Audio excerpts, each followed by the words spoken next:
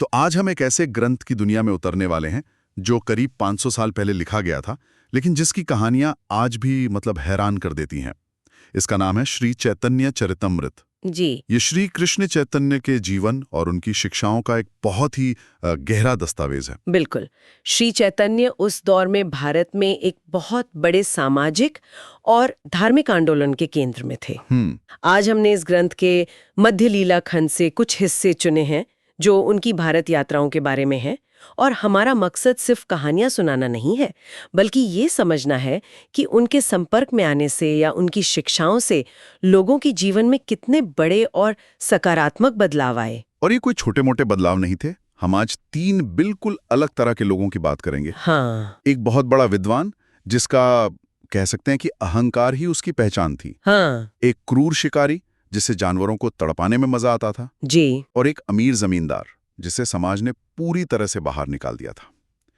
इन तीनों की जिंदगी पूरी तरह से बदल गई। तो सवाल यह है कि कैसे? यही आज की हमारी पड़ताल का विषय है। ये समझने की कोशिश करेंगे कि परिवर्तन की यह प्रक्रिया काम कैसे करती है।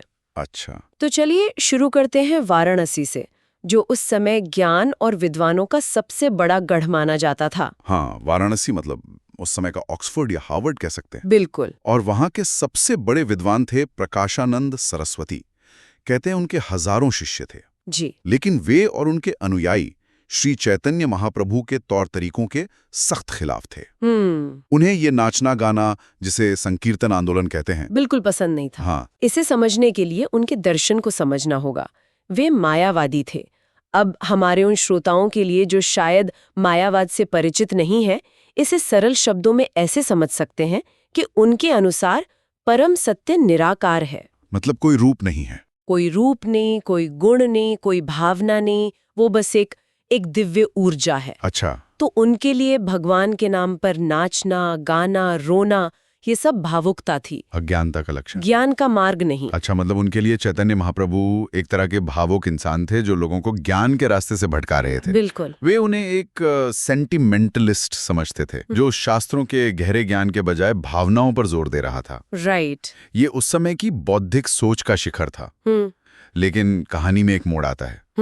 एक महाराष्ट्रियन ब्राह्मण के जरिए, जो श्री चैतन्य के भक्त थे। उनसे यह आलोचना बर्दाश्त नहीं हो रही थी। तो उन्होंने कुछ किया होगा। उन्होंने एक योजना बनाई। क्या योजना थी? उन्होंने वाराणसी के सभी सन्यासियों को अपने घर भोजन पर बुलाया। अच्छा। और उसी भोज में श्री चैतन्य महाप्रभु को भी निमंत्रण दिया। अच्छा, एक ही जगह पे सबको इकट्ठा कर लिया। जी। जब प्रकाशानंद सरस्वती ने पहली बार श्री चैतन्य को देखा, तो वे उनके तेज को देखकर ही चौंक गए। ग्रंथ में लिखा है कि श्री चैतन्य उस सभा में सबसे विनम्र जगह पर दरवाजे के पास बैठ गए और अपने पैर धोने लगे। ये देखकर प्रकाशानंद खुद उन्हें उठाने आए और सम्मान से अपने साथ बिठाया। तो मतलब पहली मुलाकात में ही कुछ तो असर हुआ। क्या फिर वहां कोई शास्त्रार्थ हुआ, कोई बड़ी बहस हुई? बहस से भी ज्यादा गहरी चीज हुई। श्री चैतन्य ने वेदांत सूत्र पर अपनी व्याख्या दी और मायावादी दर्शन की कमियों को उजागर किया। लेकिन असली बदलाव तर्कों से नहीं आया। तो फिर कैसे आया? असली बदलाव उनके व्यक्तित्व से आया। इसे एक उदाहरण से समझ सकते हैं। बताइए। ये कुछ ऐसा है जैसे आप चीनी के रासायनिक सूत्र मतलब केमिकल फॉर्मूला का अध्ययन करें, या फिर वास्तव में उसकी मिठास का स्वाद चखें। बिल्कुल। प्रकाशानंद और उनके शिष्य सूत्र के ज्ञानी थे, जबकि चैतन्य महाप्रभु उन्हें उस मिठास का अनुभव करा रहे थे। वाह, ये तो बहुत अच्छी तुलना है। तो क्या हुआ उस अनुभव का नतीजा? नतीजा ये हुआ कि कुछ समय बाद जब श्री चैतन्य वाराणसी की गलियों में कीर्तन कर रहे थे, तो प्रकाशानंद अपने हजारों शिष्यों के साथ उस कीर्तन में शामिल हो गए। क्या बात है। वे सब चैतन्य महाप्रभु के नृत्य, उनके चेहरे पर प्रेम के आनंद और उनके शरीर की अलौकिक सुंदरता को देखकर बस देखते रह गए। उनका सारा तर्क, सारा ज्ञान, वो सब कुछ उस अनुभव के सामने पिघल गया। मतलब उस समय के सबसे बड़े ज्ञानी ने एक भक्त के सामने एक तरह से समर्पण कर दिया। ये तो विचारों की दुनिया में एक भूकंप जैसा रहा होगा। बिल्कुल। और कहानी का अंत तो और भी अद्भुत है। जब कीर्तन रुका तो श्री चैतन्य ने विनम्रता से प्रकाशानंद के चरणों में प्रणाम किया। उन्होंने प्रणाम किया? जी। इसके जवाब में प्रकाशानंद ने तुरंत आगे बढ़कर महाप्रभु के चरण पकड़ लिए और कहा, मैंने आपकी निंदा करके बहुत अपराध किए हैं, लेकिन आज आपके चरण कमलों को छूने से मेरे सारे अपराध धुल गए हैं। ये सिर्फ अहंकार का पिघलना नहीं था, ये ज्ञान की परिभाषा का बदलना था। सही बात है। प्रकाशनन ने समझा कि सच्चा ज्ञान केवल तर्कों में नहीं बल्कि प्रेम और अनुभव में है। कमाल है। ये तो एक ऐसे इंसान की कहानी हुई जो ज्ञान के अहंकार में डूबा था। लेकिन क्या यह तरीका किसी ऐसे व्यक्ति पर भी काम कर सकता है जिसका दिल पत्थर का हो? मेरा मतलब है कोई ऐसा जो सिर्फ अहंकारी नहीं बल्कि क्रूर हो। हमारी अगली कहानी शायद इसी सवाल का जवाब देती है। हाँ, बिल्कुल। ये कहानी खुद श्री चैतन्य ने सनातन गोस्वामी को सुनाई थी। ये एक शिकारी की कहानी है जिसका नाम था मृगारी। मृगारी। और ये कोई आम शिकारी नहीं था जो पेट भरने के लिए शिकार करता हो। उसे जानवरों को आधा मारकर छोड़ देने में और उन्हें तड़पते हुए देखने में एक शैतानी आनंद मिलता था। ये सुनकर ही अजीब लग रहा है। मतलब उसे दूसरों के दर्द में मजा आता था।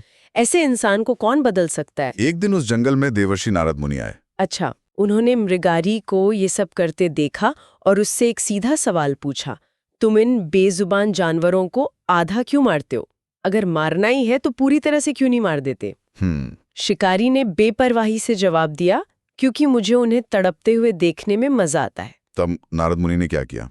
क्या उन्होंने उसे श्राप दिया या उसे डांटा? नहीं, उन्होंने एक बहुत ही अलग तरीका अपनाया। उन्होंने उसे डराया नहीं, उसे सिर्फ कर्म का सिद्धांत समझाया।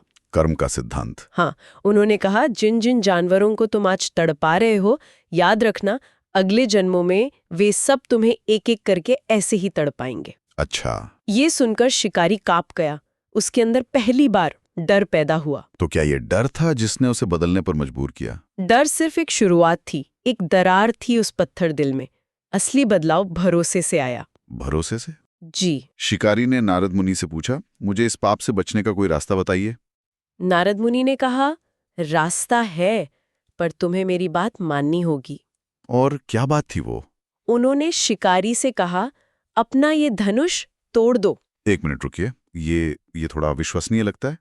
धनुष तोड़ना मतलब अपनी पूरी जिंदगी की कमाई, अपना पेशा, अपनी पहचान सब छोड़ देना? सही बात है।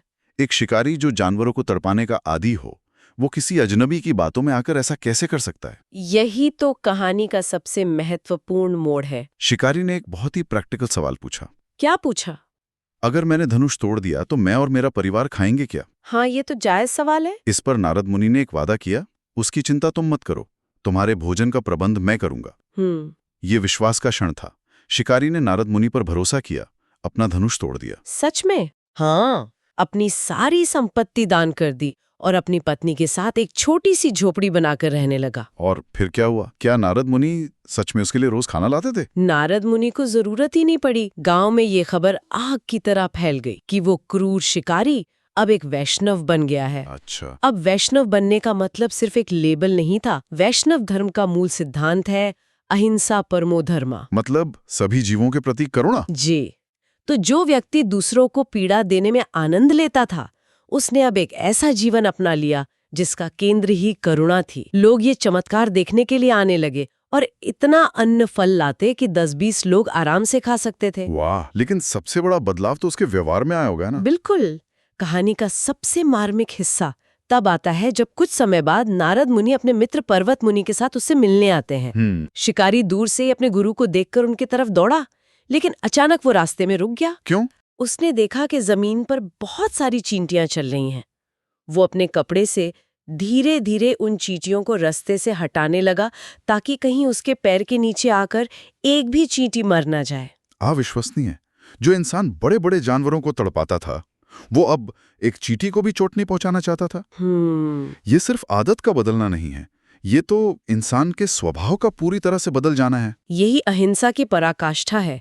ये दिखाता है कि सही मार्गदर्शन और विश्वास से एक क्रूर हृदय भी करुणा से भर सकता है। हमने एक बौद्धिक परिवर्तन देखा और एक नैतिक परिवर्तन भी।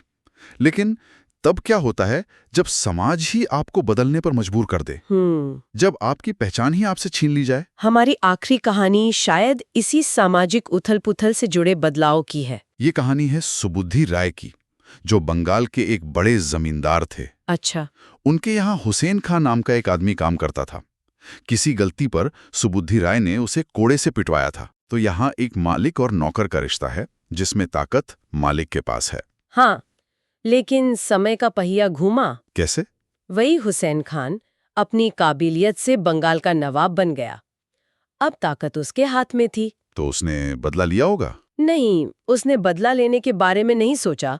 वो सुबुद्धि राय का सम्मान करता था।